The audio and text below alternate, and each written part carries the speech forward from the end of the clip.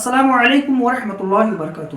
حضرات گرامی، ہم جانتے ہیں، آپ جانتے ہیں، ہمیں پیدا کس نے کیا؟ اللہ رب العزت نے۔ اللہ رب العزت نے جسم دیا، جان دی، سانس سے اس کے اندر عطا فرمائی۔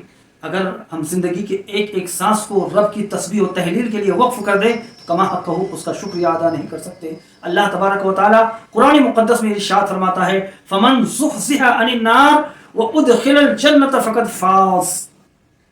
تو جسے آگ سے بچا لیا گیا اور جنت میں داخل کر دیا گیا وہی لوگ کامیاب ہے۔ سورہ عصر کی آپ تلاوت کریں، اللہ ارشاد فرماتا ہے، قسم ہے اس زمانے محبوب کی، بے شک انسان خسارے میں ہے، یعنی گھاٹے میں ہے، لیکن وہ لوگ جو ایمان لائے اور اچھے عمل کیے اور ایک دوسرے کو صبر کی تلقین کی اور حق پر ثبات قدمی کے ساتھ کھڑے رہے، اللہ تبارک و تعالیٰ ان کے تعلق سے ان کو استثناء فرمایا ہے کہ وہ لوگ کامیاب ہیں۔ یعنی ہر انسان گھاٹے میں نہیں ہے۔ جو انسان ایمان لے آیا اور اللہ تبارک و تعالیٰ کی بندگی اور اس کی عبادت کی، وہ انسان گھاٹے میں نہیں ہے، پھر وہ انسان ہے، وہ انسان کی صورت میں فرشتہ ہے۔ حضرات گرامی، اللہ تبارک و تعالیٰ ہمیں توفیق دے تو اللہ کی بندگی کریں۔ السلام علیکم۔